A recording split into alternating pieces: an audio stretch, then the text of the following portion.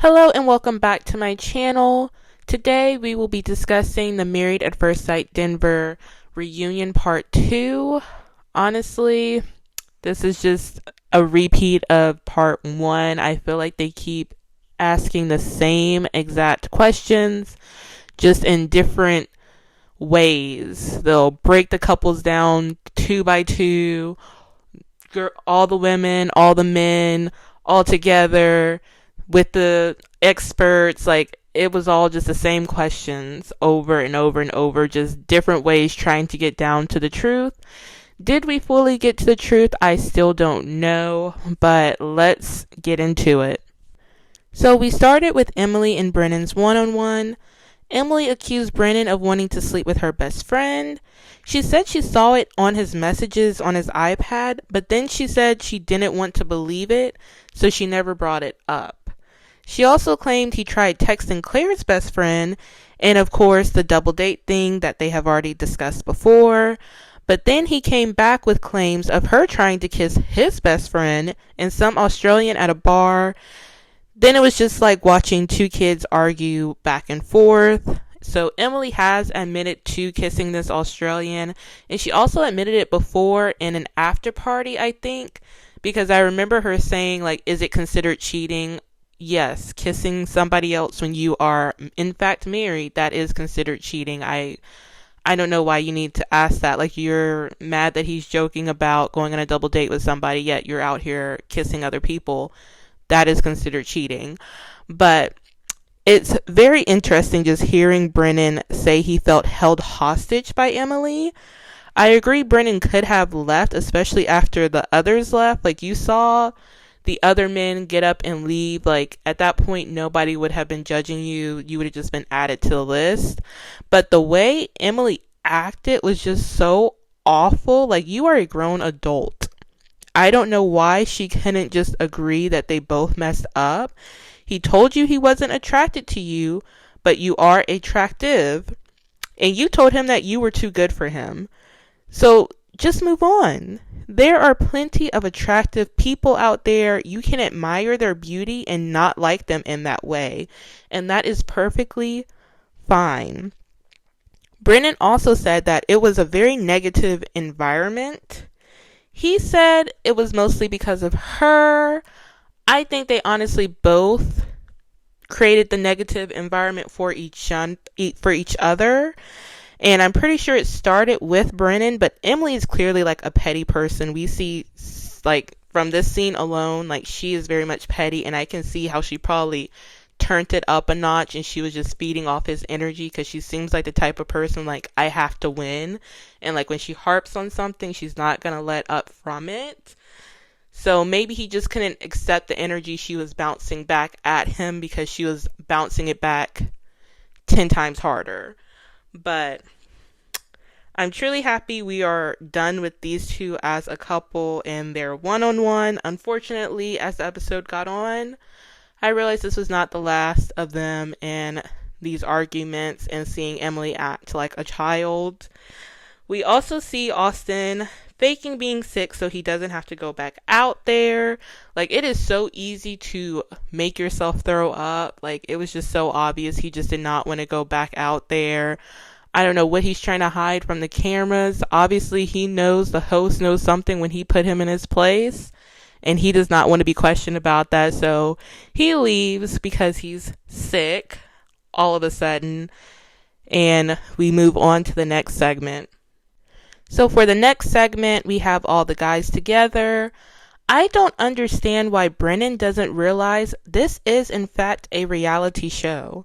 Cameras are in your house, following you around. That is a reality show. I don't agree with Brennan trying to act like a victim though either. He could have left. He really could have left. And he did seem from an audience perspective that he was controlling. So it's interesting now that he's saying she was the controlling one. And Cameron just confuses the mess out of me.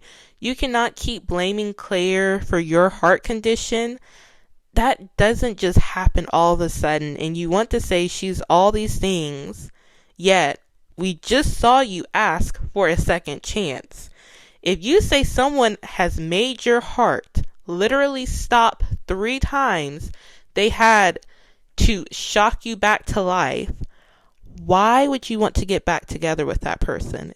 That person literally has the ability to take you off this earth. According to you, it is her fault.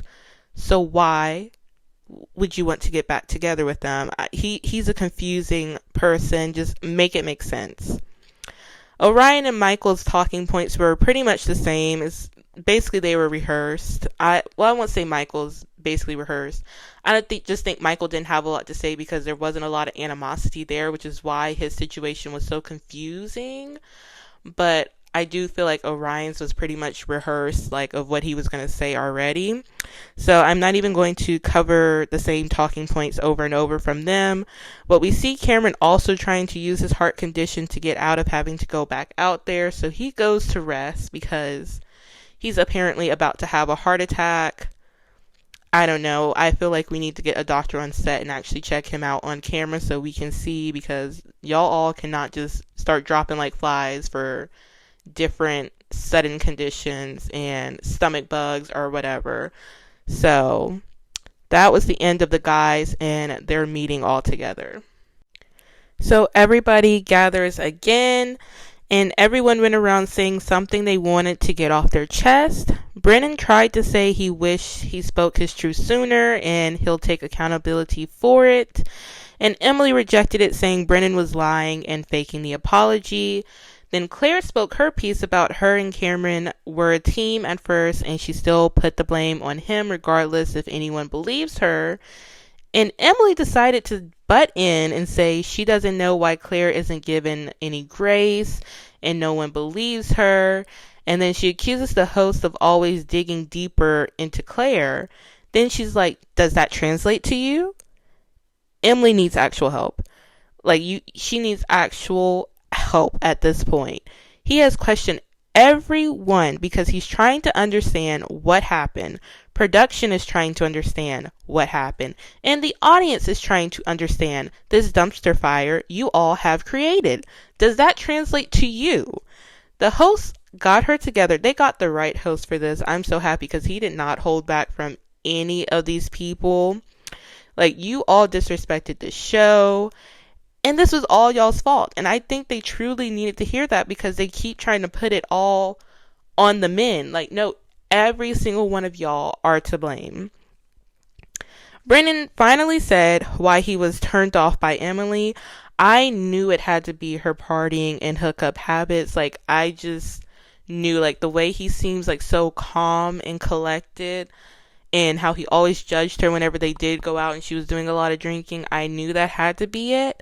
But also, why would your friends tell him that? I would be so mad. This is my husband I'm meeting for the first time, and you're sitting here telling him that I hook up with a bunch of people and have a bunch of one night stands. I know the exact friend who had to tell him, and had to be, and I'm pretty sure this is also the one that they're claiming he tried to text or hook up with. And when they had their little meetings at the beginning, when they were telling their friends and family hey, I'm actually getting married, there was one friend particularly for Emily. She kept bashing her and making little snide remarks. And I was like, girl, that is not your friend. That girl is not your friend. I was so hoping when she watched the show back, she would see those remarks and know this girl is not your friend. Because why is she up here shading you like this? So I just know it has to be that girl right there. Watch who's in your camp, because sometimes your friends are your enemies, and her enemy clearly was with her on her wedding day, trying to sabotage her marriage from the very beginning. But they showed some happy moments, and they honestly should have saved it for the end. At the end, they honestly need to do a complete energy cleanse before they all leave. They should have brought in some spiritual expert, seance. I don't even know what y'all need, but they should have done some type of cleanse at the end. We finally get to Orion and Lauren's one-on-one. They discussed Orion taking sex off the table. Orion wanted them to come together fully themselves after they started their process, but that was before she was matched. So I'm not really sure why, in that moment, he thought that she just wasn't in the process, because there was a chance she wasn't going to be chosen. So at that point, she was still a single free woman. I mean, hundreds, probably thousands of people applied to be on the show. There was a high likely chance that she was not going to get chosen, so it did not matter what she was doing. But I mean, once she found out she was matched, she stopped everything. So I don't understand why that didn't compute in his head at that moment.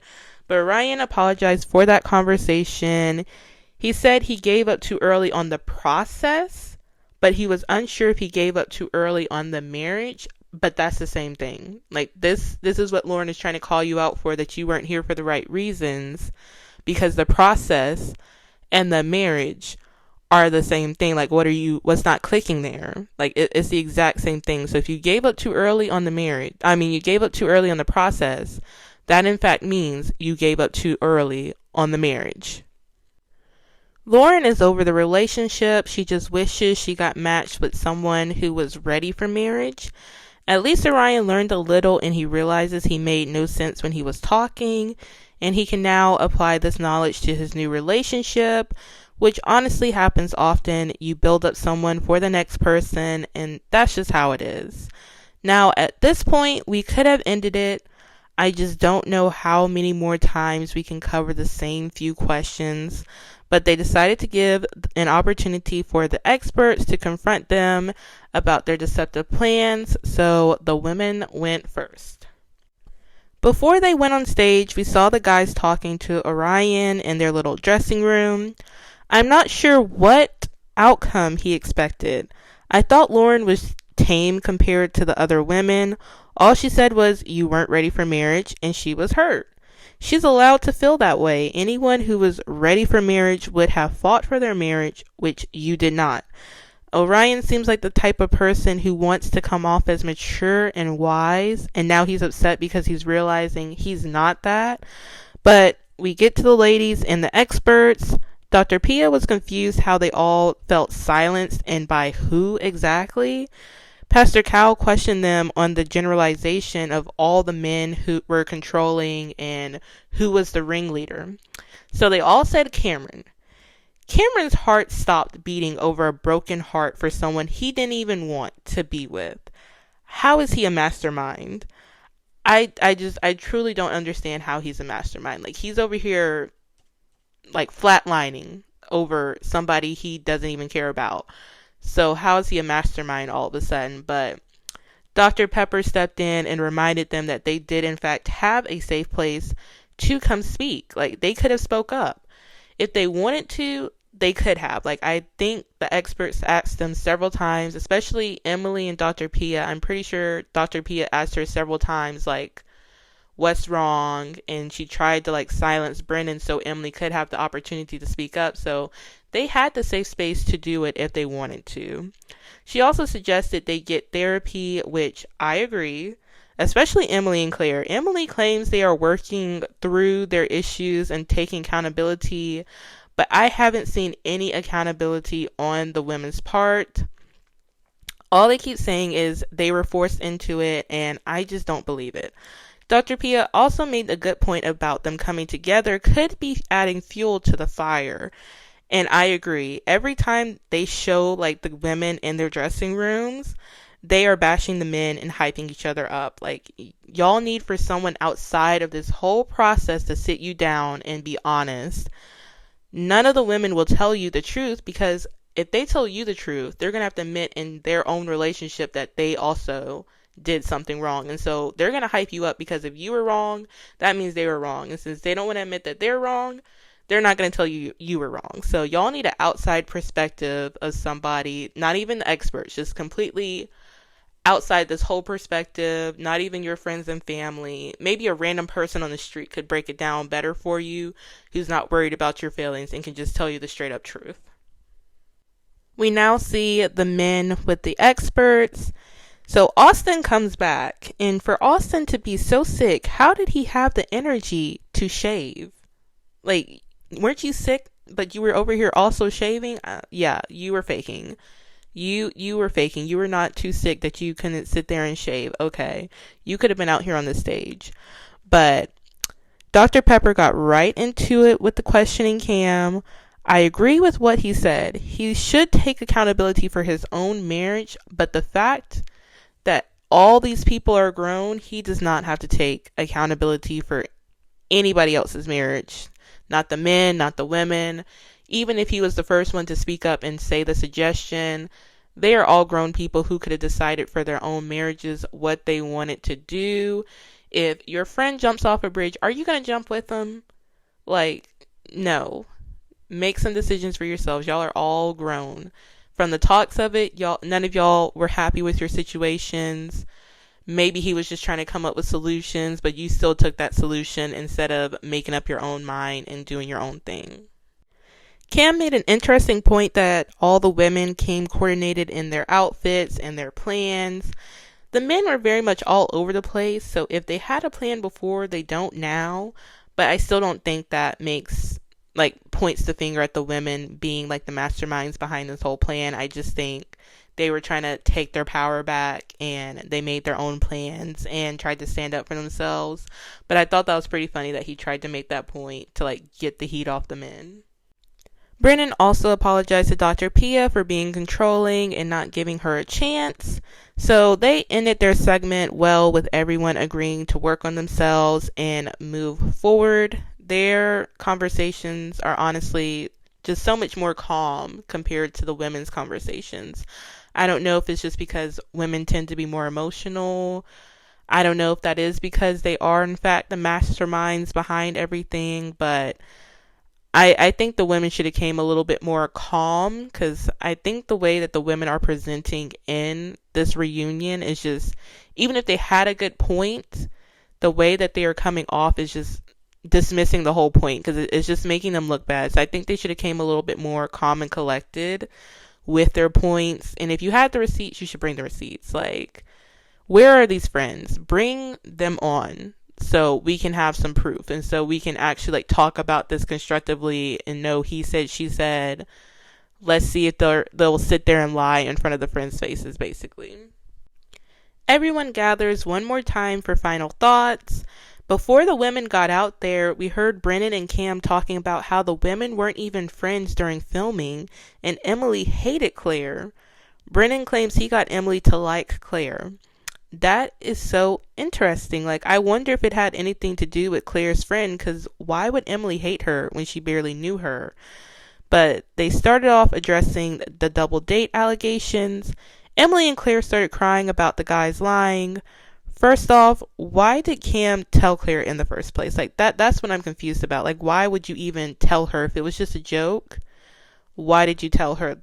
This is why nothing makes sense, because you're saying one thing, she's saying one thing, but your stories aren't adding up, because you're also calling her psycho, but yet you want a second chance. You said you flatlined 3 times, but yet you want a second chance. Your stories are just not matching up. I'm sorry. If it was just a joke, you wouldn't have brought it up, and if it was just a joke and you truly said it first, I don't think she would have just misunderstood that. I mean, she could have if she just wanted to hear wrong, but I don't think she misunderstood that. So maybe next time, don't just go around telling your ex-wife that you're eager to go out there and date again. Also, Emily keeps going back and forth. Do you know Brennan said he wanted to sleep with your friend or not? Because it went from, I saw the messages, to, I don't know, to, you told Cam and Austin. So what's the truth? You couldn't have seen the messages and ignored them. Seeing you tonight, you would have not ignored them. There is no way you would have ignored them. So I don't think there are any messages. That is concrete evidence. You cannot argue against that. And Lauren steps in to address the whole dress coordination comment from Cam. She said it's not the same thing as the plans they made. And Emily storms out. She was completely over it. That's okay, girl. We were tired of hearing from you anyway, so go ahead and storm out. Cam and Brennan finally got to tell their side of the story because the girls were not letting them talk. So if Emily needed to step out for that side to get out, then good. But the full story is they were at a bar. There were these 2 girls, and Cam was already done with his marriage with Claire. So he claims he is the one who simply said, Oh, and he said that Brennan was already like checked out of his marriage. Like they were still together, but he knew like he was basically emotionally done with the marriage. So Cam made the joke that in a few months we can go over and talk to those two girls. So that was the supposed joke. Once again, I do not understand why he even thought to tell Claire that. That's where I'm like, it may be something different. You may be lying, because why did you tell her that, and why did she get it so confused? So that, I don't know. I don't know, but that's their side of the story. They're sticking to it, that it was just a joke, and it came out of Cam's mouth because he was the one who was already divorced. So then they told Claire she could have just asked if it was true. Like, I don't know why Cam said that. Like, I can understand Brennan saying, okay, you could have came to me and asked if it was true, but why would she go to Cam if you were the one who told her? Like, did you not tell her in a clear way? Because how did it get misunderstood? Also, can we just please get Emily and Claire's friend out here? Like, it would be so much easier instead of going back and forth if we just had them out here. And Claire said, I have receipts. Okay, so where are the receipts? Why is production not doing their job? Like, I need to see some messages on the screen. I need to see some evidence. Where is this? Also, I can understand how he met Emily's friends. Obviously, we saw him meet Emily's friends. But I don't understand how he met Claire's friends in this timeline. Like, unless they were all hanging out at some point that we don't see on camera, I don't understand how he met Claire's friend enough to like text her and all this stuff. Like, was he just going through her friends list on Instagram or something? Like, how did you get to Claire's friend? So I don't know. That's a hot mess. I would also remove my friend from my group if I knew she was texting somebody else from this experiment.